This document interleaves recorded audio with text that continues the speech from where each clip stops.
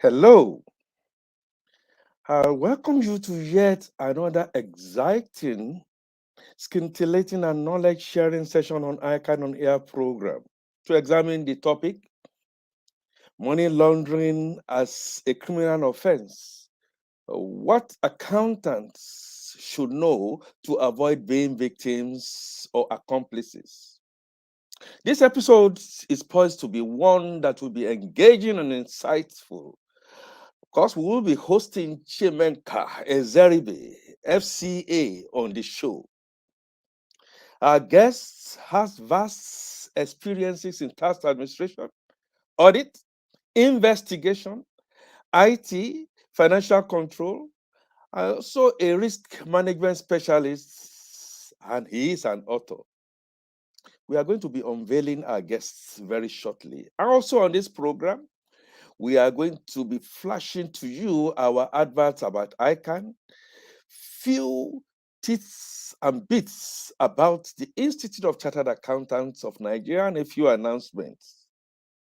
Of course, we are going to be welcoming guests and audience participation. Take along with us. So stay on, keep going.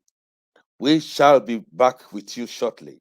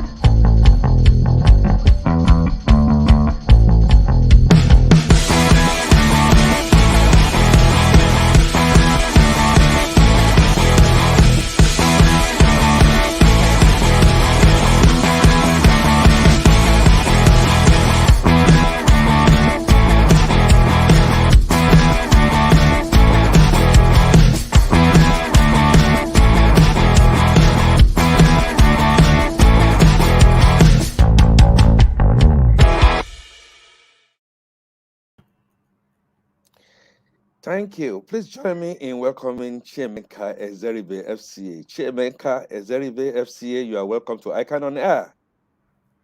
Thank you very much for having me. We're It's my looking pleasure. at this subject of money laundering. Um, please give us a general overview of what this topic, especially as it affects accountants. Is it a criminal offense? Is it just about making dirty money clean enough to spend without anyone raising an eyebrow? With good examples, just give us a broad spectrum of view on these subjects. Please comment. All right. Thank you very much once again. And I welcome all professional colleagues and all participants to this program. Looking at money laundering, really, let me start by talking about giving a bit of a background. The world we live in today, can actually be described as a world full of criminality. So we have a whole lot of criminal enterprises, criminal organizations, individuals who are engaged in one form of crime or the other. And these criminals, make a whole lot of money. And money made from crime can actually, or most times we describe that as ill-gotten wealth. Now, no one wants his or her money to be described as ill-gotten wealth. So that is what informs these criminals when they make this money. They try they take a lot of steps to make sure that they clean out this money, because this money they make from criminal activities is what we describe as dirty money in quote. So they wouldn't want their money to be described as ill-gotten wealth. They wouldn't want the law enforcement agencies to you know, track them easily. So they try to indulge in this process of money laundering, which is actually targeted at cleaning up the money and making the proceed of crime more, usable. Hmm. Thank you very much for those clarifying insights, uh, Mr. Ezeribe. But most experts view money laundering as a derivative crime, as it can only occur after a crime, such as drug trafficking, corruption, thefts, just name them, when all these have taken place. How true is this perspective? Yes, I can actually say it is true. If you look at money laundering, is something that is actually troubling the entire world because it is a crime that is largely described as a secondary crime, being that there are other primary crimes that are committed before money laundering takes place. So that's why some experts describe this as a derivative offense. So we can talk about those primary crimes, such as drug trafficking is quite popular among criminal gangs across the globe. We talk about, even in Nigeria here, we are facing serious cases of abduction and kidnapping. You have other issues such as terrorism. You have issues of Ponzi schemes, which is quite popular here. You have issues of insider trading, embezzlement, and all sort of crimes. It is these crimes that we call predicate crimes that precede money laundering, because money made from for an instance, if you look at those involved in drug trafficking, they make a whole lot of money, and the money they make from that is usually in the form of cash. So these criminals find themselves possessing huge cash, and that if they go ahead to spend that cash the way they made it, it will be easy for law enforcement agencies to catch up with them. So this is what prompts them to look at what they can do to see, to cover their tracks, to make it difficult for law enforcement agencies like EFCC, the police, to, actually, catch up with them. Hmm. Excellent point. Thank you very much. It's become a frequent occurrence that when persons are arrested for corrupt practices, for example, for embezzlement of funds, they are also charged for money laundering. Kindly shed light on this practice. Yes. For money laundering offenders, we can actually say they are in two categories. Um, the first category would be the perpetrator of the primary crime. Like I said earlier, drug trafficking for an instance, smuggling for an instance, Ponzi schemes for an instance, kidnapping as another example. The perpetrators of this kind of crime can be put in the first category. Then you could have another category of those that get involved in laundering the money, trying to clean the money. Those that get in, most times you find out that the person or group of people that actually perpetrate the first crime don't get involved in the process of laundering. Hmm, So we have a situation where you could have two set of people, one involved in the primary crime and another set involved in processing or laundering the money. hmm, And that is where us accountants, of course our discussion today is actually looking at these things from the perspective of accountants. That's where accountants need to be very cautious, because sometimes we fall into, or most times really, we fall into the second category of people, that is those that sometimes innocently get involved in helping the primary perpetrators launder or make their money clean. hmm, So you could find, when you look at most of the cases that are being prosecuted in Nigeria or even the world over, you see that the EFCC will read up their charge sheet to primarily say that this particular person, the accused, is being charged for money laundering, is being charged for drug trafficking, is being charged for smuggling, is being charged for other kind of crimes. So you will see, first of all, maybe count one reading that the person is involved in, let's say, trafficking of persons. Then you see count two being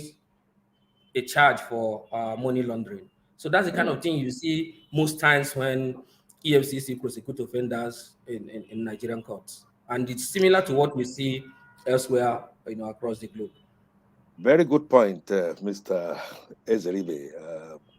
Caveat emptor for us accountants and professionals is the name of the game. But in the context of money laundering, we often hear words like placement, layering, and integration. Placement, layering, and integration. What do this mean? All right. Generally, we accept that money laundering is a process. I mean, it is not usually a one-off activity, and we do accept that being a process, it involves three stages. So, and those three stages are: stage one, placement of the money; stage two, layering of this ill-gotten wealth; and stage three being what we refer to as integration. So, what are these stages? Stage one is usually um, placement. I tell people that when a criminal makes money from, let's say, kidnapping or abduction of people, let's say they make 100 million. If that criminal decides to take that 100 million he made from abduction to go to his village to build a mansion, if that person is caught, you can't see us charging that person as or prosecuting that person on the count of money laundering, having committed money laundering offense. You can say, oh, the person has committed a primary offense, which is abduction, and of course, if the law enforcement agency wants to prosecute the person, they will prosecute him on the basis of that primary offense, not money laundering. So money laundering starts when that criminal makes attempt to conceal or disguise that ill-gotten wealth. Proceed Mm. from crime, like I said earlier, they wouldn't want to spend, a criminal would not want to spend directly proceeds of crime. A criminal who makes 100 million from, a criminal activity, you know, um, would prefer to have 80 million, 70 million that is seen to be clean than having the 100 million that he originally made. And that's why they get involved in all this. So like I said, the first stage is displacement. So for this 100 million to be converted, to be transformed, to become 80 million that is clean, the 100 million that is dirty to be transformed to become 80 million that is clean, the guy needs to bring this money into a legal financial system. So, Mm. like the Nigerian financial system, you need to bring this in. And most times they bring this in through, depositing this money into various accounts in Nigerian banks or even foreign banks, as the case may be. Or they Mm. might use some other, non-financial institutions to, try to bring this into the financial system. That's what Fantastic. we call placement. The second Mm. stage, after the money has been introduced, because for you to be able to, you know, clean out the dirty money, it has to come into the financial system. You need System. to push it from, maybe let's say the 100 million is in Ghana must go. You need to take it away from the Ghana must go and bring it in. So maybe they will open several bank accounts. We have seen cases like that where they open several bank accounts and split the money they have made into bits and then pay it into those accounts. That's one Mm. way of doing the placement. Other ways of doing placement include, buying some kind of financial products, buying some kind of cash intensive assets before they can now go to the second stage, which we refer to as layering the money. So the second stage is layering the money, which some people refer to as recycling. And that is where the real job of the money launderer is. Or when they engage accountants, when they engage lawyers, when they engage the people to help them, to advise them on how to make their money clean, it is actually the layering process that helps to clean out the money. The whole idea about layering is to create a reasonable distance between the perpetrator, the origin of the money, and the money itself. So, like I said at the beginning, a perpetrator of crime would not want to be associated with, ill-gotten wealth. So he wants to create a distance between himself and the money. So that's why he will get involved in layering this thing. And layering is all about using the money to carry out series of transactions. Those transactions may be in one location, but most times we find out that these transactions are actually, get across several locations, including in offshore locations. So they use this thing to buy assets, transfer it from one bank to another. You could see money being moved from a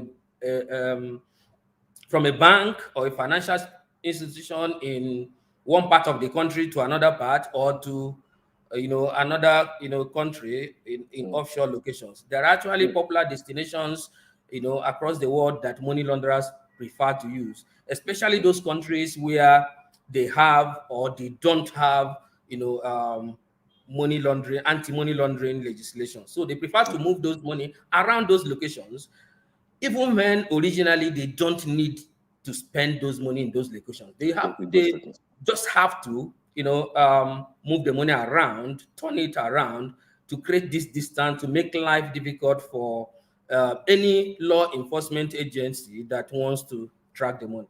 So once that process is completed, the layering could be up to 5 stages, 10 stages, 15 levels, as the case may be, depending on what the money launderer wants to do and depending on how much he intends to lose. So after that, he goes into the third stage, which is the integration stage. And this integration stage is all about bringing the money back to the destination where the money launderer wants to use the money.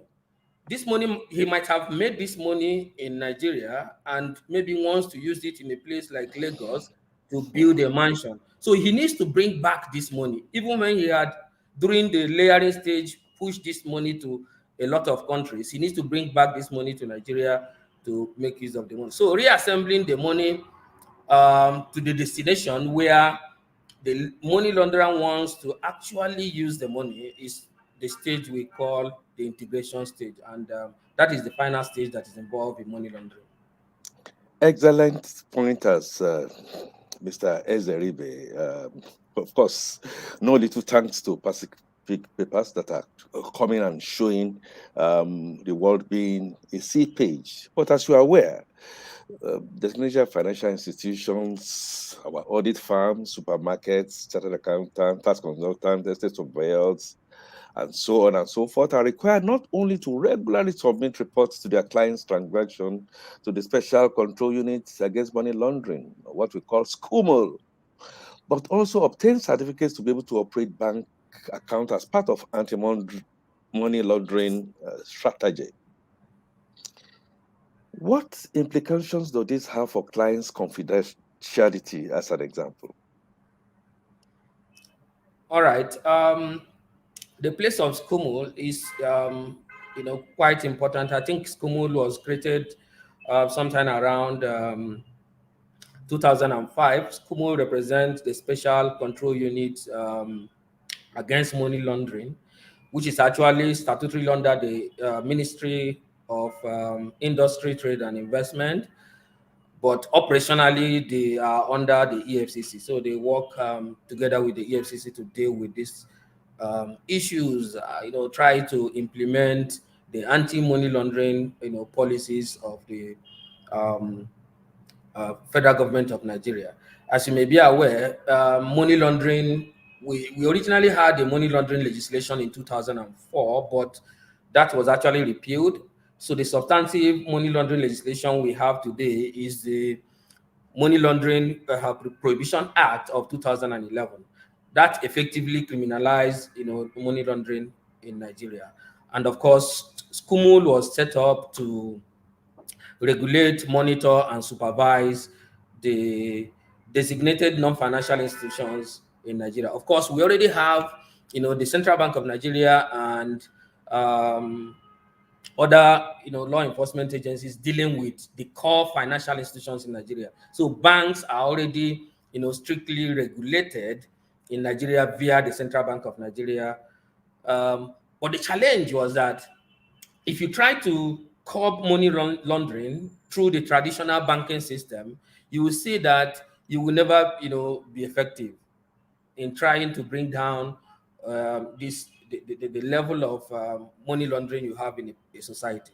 So that is why a regulator like SCUMUL was created and made to look at or supervise um, those organizations you can describe that are they are actually called DNFIs, meaning designated non-financial institution. Some of these DNFIs, if you go to section 25 of the Money Laundering Prohibition Act, you see a whole list of organizations that fall under DNFIs.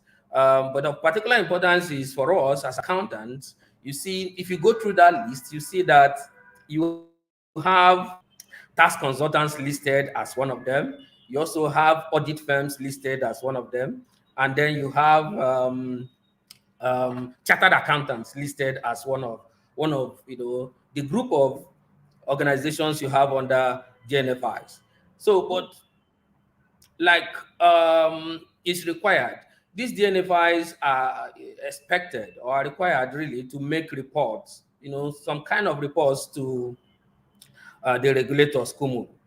And some of these reports, include the currency transaction report and the cash-based, transaction report. We also have the suspicious, transaction report that's supposed to be made directly to the NFIU, that's Nigeria Financial Intelligence Unit.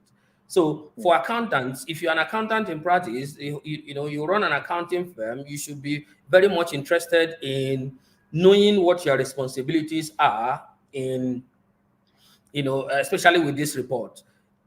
Sometimes, if not for your firm, also you can use that to make valuable advice or give valuable advice to your clients, or especially those your clients that fall under the DNFIs like supermarkets, casinos, and all that.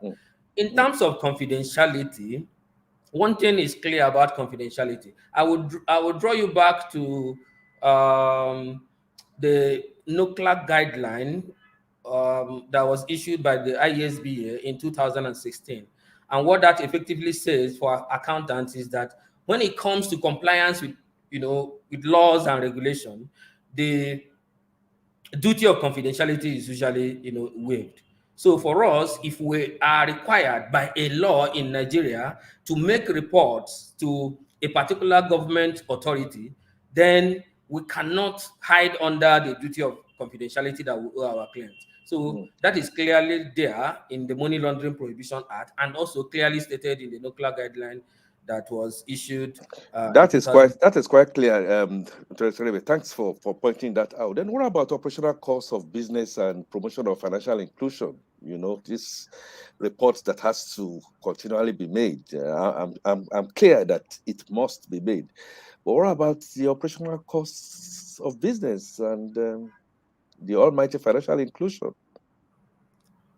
All right, with regards to operational costs, first I would say that registration for SCUMUL certificates, that is a requirement for once you fall under the category of DNFIs, the banks will not allow you to open a bank account without having the SCUMUL registration.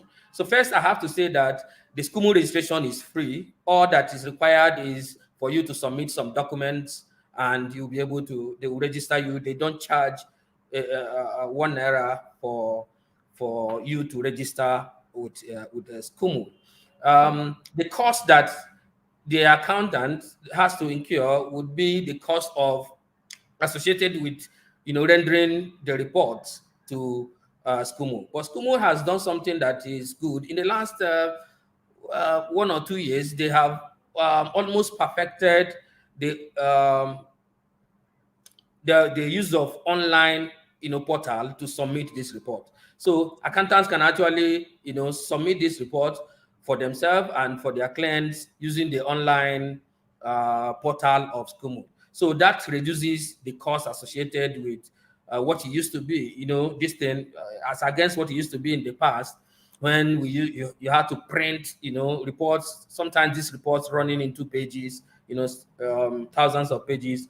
But now just log in, into the portal of SCUMO and upload some of these things. With regards to Yes, let's. financial, all Okay, right. go ahead. Go on. All right. With regards to financial inclusion, one can say yes. CBN has been pursuing this policy of financial inclusion, trying to bring everybody, into the financial basket. But one can also say that compliance to some of these laws, one can argue that it could work against the drive that is the CBN policy of bringing everyone into the financial system. And Mm. when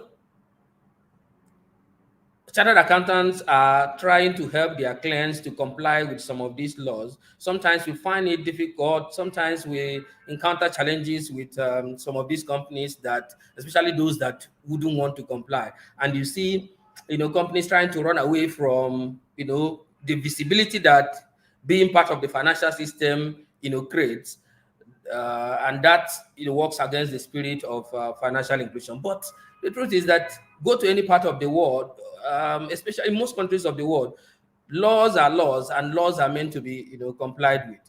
And That goes we without wouldn't saying. say yes. We wouldn't say because we want everybody to come into the financial basket that um, aspects of Nigerian laws should not be complied with. So I that agree. would be wrong. I agree, and we agree absolutely as accountants. Now, let's look at this. That despite the implementation of cashless policy and the setting of cash deposits, withdrawal limits by government and the CBN, cases of money laundering are still not abating. How do you explain this, and what is your assessment generally of government anti-money laundering efforts? Okay. I would say the government efforts on anti-money laundering has yielded a whole lot of benefits.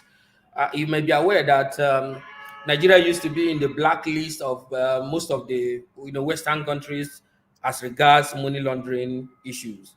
But today, the name of Nigeria has been removed from most of those lists.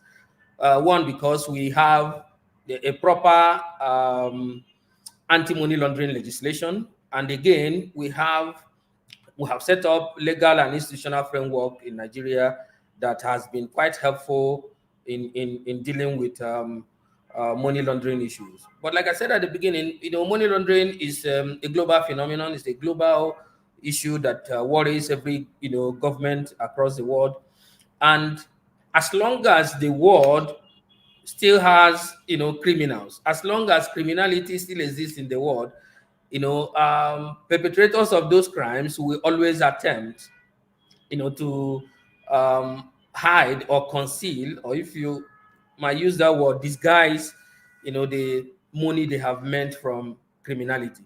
So I would say kudos to the federal government for setting up this legal and institutional framework. For even in 2016, we are aware that um, the whistleblowing policy was set up, and that's another aspect that has helped so much with regards to our drive towards reducing money laundering incidences in Nigeria. So, but Mm. like I said, once people indulge in these crimes we have mentioned, drug trafficking, smuggling, Ponzi schemes, and all that, they will always, want to spend money that is presumed to be clean, and that's what drives them into money laundering. Excellent pause, Mr. Ezeribe. Now, Nigeria has BVN, NIN, voters card, and other means of identifying its citizens.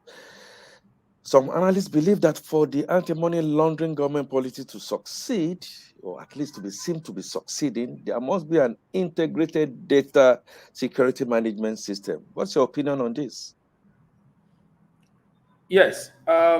If there's one thing that the Western world or the developed countries are doing better than us, is having an integrated database, one database that is for all citizens. And that helps in no small way to deal with these issues of crime in the society.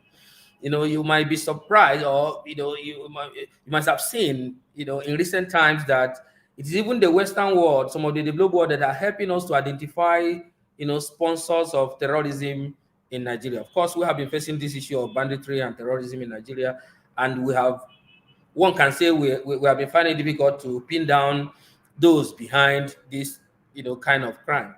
But Mm. if you look at what the Western world, they are doing, they're able to pin down people and identify those that are, involved in crime better than us, just simply for one reason: we do not have an integrated database of Nigerians that you can say, yes, this is comprehensive enough, this is good enough to serve the purpose of, tracking individuals very well.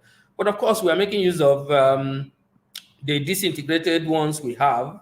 Like you mentioned, we have the BVN and all that. We have the one at the immigration service, and then, but of course, we have to acknowledge the efforts that are being made by National Identity Management Commission (NIMC), because I'm aware that they have the mandate to integrate this database and come up with a good database for Nigeria.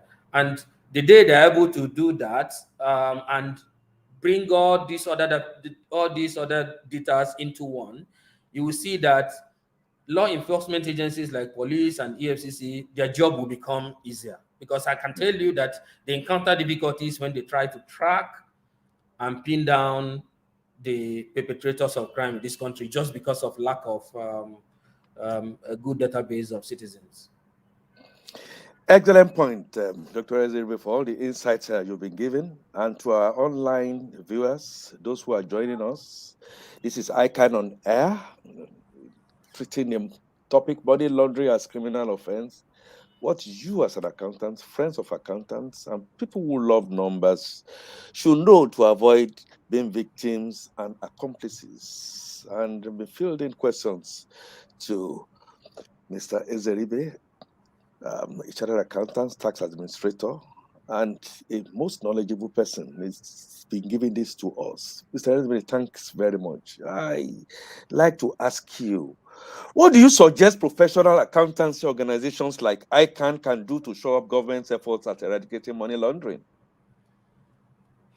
All right, for our noble professional body, our great institute, I would say our responsibility, we can do, two things basically. One is in the area of creating awareness, similar to what we are doing. You can see this wonderful program, the ICAN on Air program, and other educative programs of ICAN are wonderful programs. You see that we have been discussing good topics, including this money laundering, which is one topic that many are not so much aware of. I have come across chartered accountants who are not so conversant with some of these issues. And the truth is that ignorance cannot be used as an excuse. I mean, as an accountant, you should be able to be aware of some of these issues um, on money laundering and other, topical matters. Sometimes not for yourself, but for your clients, because the service we render to our clients, requires that we, give them valuable advice that would, always help them to avoid breaching some of the legislation we have in our country. You see that um, compliance issues are critical, and chartered accountants play a role. Accountants generally play a role in helping in these compliance issues. If you look Okay. at reporting to these um, government authorities, you see that the chartered accountant needs to make sure he takes the appropriate step, knows that he should always know the appropriate authority to disclose things to. For an instance, if you are supposed to make a declaration or disclose an information to SCUMU and you go ahead and disclose it to another authority, you might be found wanting on having done the wrong thing. Like earlier today, we are talking about um, what accountants can actually do, the steps accountant can take in order not to become accomplices, in order not to fall victims of some of these breaches in legislation. So we can actually look at, an accountant needs to know their client. Every accountant needs to know his or her client very well. You see, and that's why if you look at the guideline we have, accountants or accounting firms needs to conduct proper, due diligence on every client that you take up. You need to know the business of your client. You must know the nature of their business, who and who are involved in running that business, so that you don't fall victim or you don't become an accomplice to money laundering issues. We have seen Yes, incidences that an accountant takes up a job of financial advisory service. I mean, you are engaged to come and render financial advisory service, not knowing that the kind of engagement, it will be for you to help advise them on how to launder money, how to layer ill-gotten wealth, how to layer proceeds of crime. We must, excellent. be very cautious. We must be very careful when we accept clients. Make sure that the clients we accept within our fold are clients that we can describe as suitable, and you must not render services to those that are engaged in some of these criminal activities. If not, Excellent, excellent point. Excellent point, Dr. Exeribe, because we've looked at one side of the coin, duty of care, integrity, ethics, morality, and also because a question that just came on online. Crime is dynamic, of course, and so is money laundering. We may have to look at the other side at upskilling or continuous learning by professional accountants in their efforts to grapple with the dynamism of the crime and also to be a bit above. What is your view about this continuous improvement and upscaling that we see that ICAN does anyway, and then to improve that on? yeah, there's always a room for improvement. We acknowledge that ICANN has been doing a whole lot. Our institute has been doing quite much on this area, but of course, there's always room for improvement. Upskilling, the skills of chartered accountant is so paramount in what ICANN does. So I agree with that. We as accountants needs to, like I was saying earlier, ICANN needs to increase the level of awareness among chartered accountants we have in Nigeria. And of course, ICANN also needs to look at the area of organizing periodic seminars. And those seminars, when we discuss these issues and make recommendations, of course, ICANN can push up those recommendations or our suggestions to, law enforcement agencies. One thing is like the person that asked the question talked about, crime being so dynamic. That is the truth. World all over, you see that money launderers try, or criminals generally try to be a step ahead of law enforcement agencies. So there is a whole lot of responsibility on law enforcement agencies to be, try to match up with what these criminals are doing. And Okay, ICANN can actually come up, with suggestions to law enforcement agencies, to EFCC, to police, on how we can be, if not a step ahead, we can match up with what these criminals are doing. So, and fantastic can't take points. away the aspect of training and retraining of accountants under the fold of ICANN. And perhaps on learning things by people who are in wood and making sure that they move on to the next level. The last annual accountants conference came up with blueprints to advise governments. It's one thing to put it on, hopefully, and as we have been promised, it's another thing to listen to institutes like ICANN and then make sure you effect it. Now, let's get down to the individual level. How can we as individuals avoid being victims of criminal activity? And what is the place of whistleblowing, which I know you mentioned in your openers, in this anti-money laundering crusade? All right. What individuals can do to avoid, About being being accomplices victims? or being victims. Yeah. Um, we have seen. I will give you a little incident that happened. Somebody ran into an old friend who he has not seen for a very long time, and that old friend, after they had a beautiful lunch, um, they went their ways. 2 days after, the guy called him and told him that he has been trying to, you know, make transfers from his account to his supplier in an offshore location, but he's having challenges with his bank. That he should help him with his own account for him to be able to do the transfers. And behold, when he released his account details, he saw a huge amount of money that was wired, to his account. And of course, Hmm. as soon as the money dropped, his friend called and asked him to help instruct his bank to push that money to a particular account in an offshore location. And that's how that guy fell into that. Innocently, he helped his friend, but the truth is that that got him into serious trouble with the law enforcement agency when the bubble, busted. So we must be aware of some of these tricks that are played up by money launderers. When somebody pays money into your account, sometimes they pay this money without even telling you, only for them to call you after the money has dropped. If somebody pays money to your account, the best you can do is to return the money to the same source rather than accepting an instruction to help them transfer the money to another source. Because if you do that, you might be helping them in their process of layering. So Hmm. that we must be careful about helping people to transfer money or to do wire transfers to especially offshore locations. That is Super. one way or one thing that accountants must be, very much aware of to avoid being in trouble. Hmm. Excellent point. Duty of care and making sure, like we have in our motto, integrity at all times.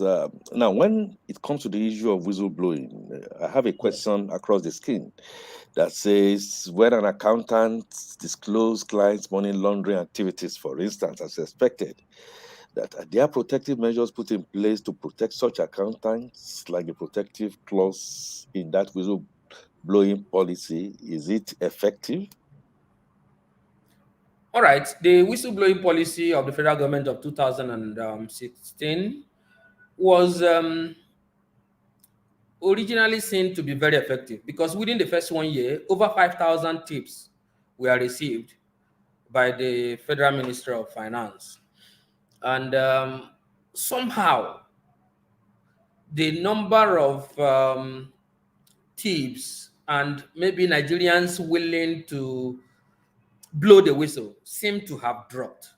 Hmm. I don't have the data in the last 1 year or so, but it appears, even looking at the information, the publicly available information, it appears that the number of Nigerians interested in taking advantage of the whistleblowing policy of the federal government has dropped. Now, what could be responsible? Two issues might be responsible.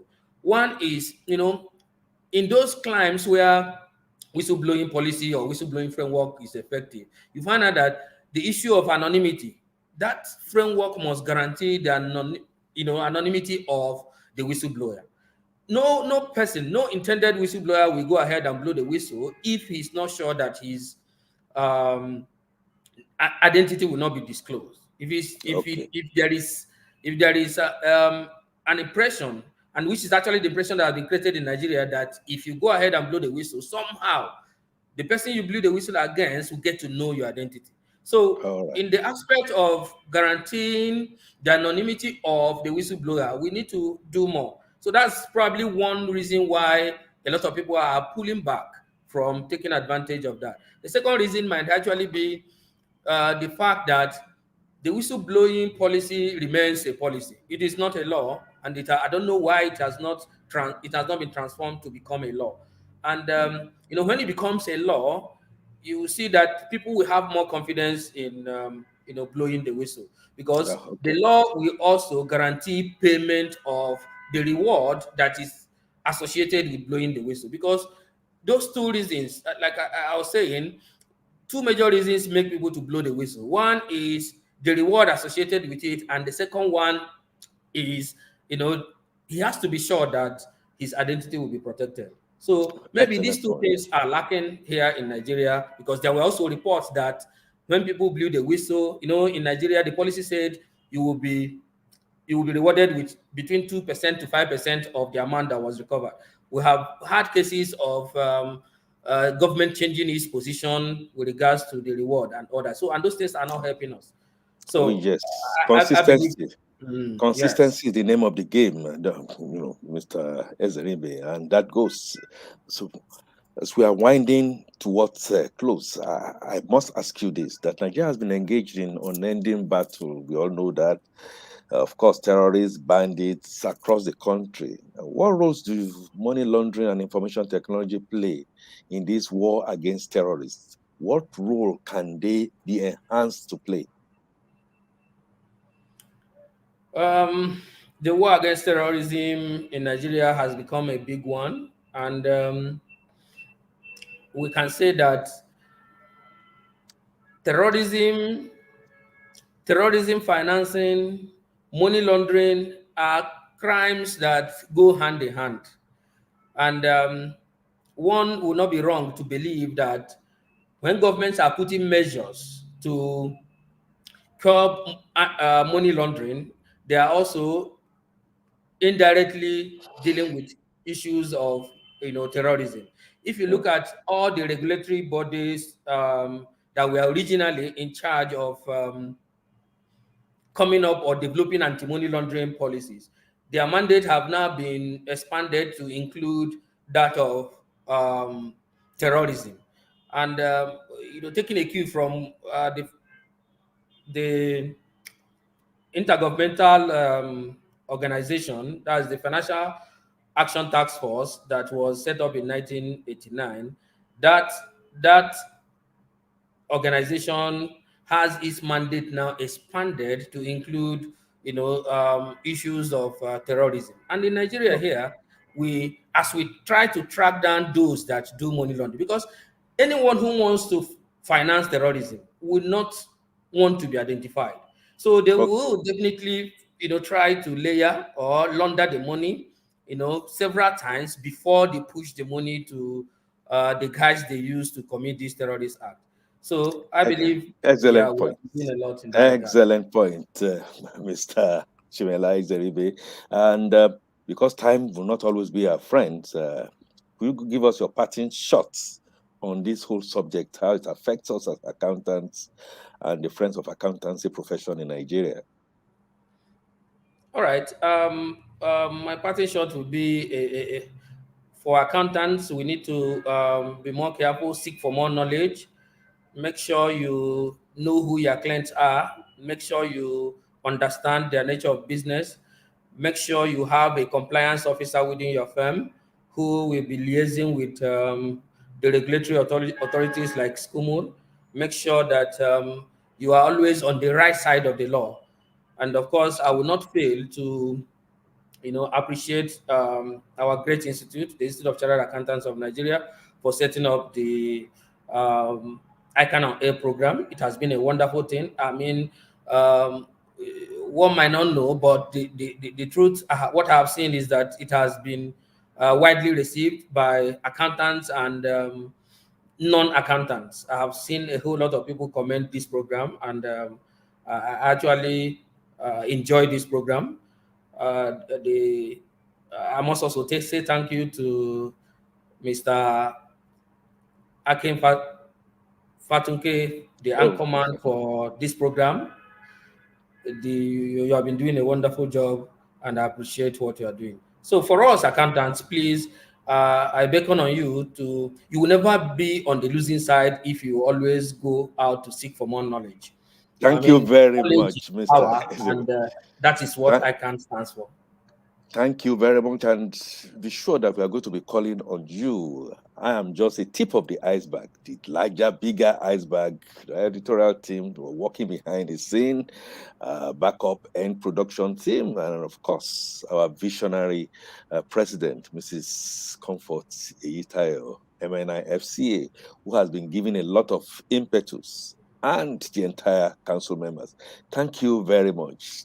Our viewers, we are going to go on a short intro break, and when we come back, we unveil a few more on what ICAN on Air is all about and what to expect next. Please stay put. I'll be back with you shortly.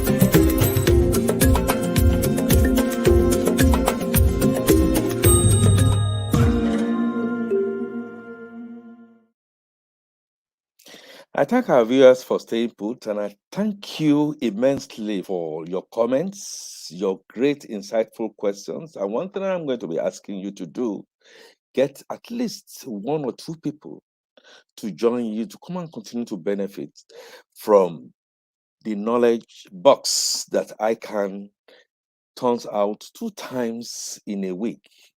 Again, our new ICAN going to places. I also like to thank all friends and well-wishers for your very kind comments. Our guru has left, but we are going to be back with you next Thursday with another edition, and that will be Tuesday, December 28, 2021. Of course, time is 6 p.m. West African time, or I've said it's going to be on the ICAN social media handles. Please go there, like it so that you can be prompted. Tell your friends to also like it and be prompted. Our guest will be Segun Akitemi Esquire, and he's going to be looking at this very important topic, which is the role of retail financial providers in developing the Nigerian entrepreneurial business. Let me leave you with this quote. Open quote. I think money laundering is giving oxygen to organized crime. End of quotes. And that is attributable to Enrique Pena Nieto. You be the change you would like to see, as I always say. And I remain Akifatunke, your anchor on ICAN on AIR. Bye for now.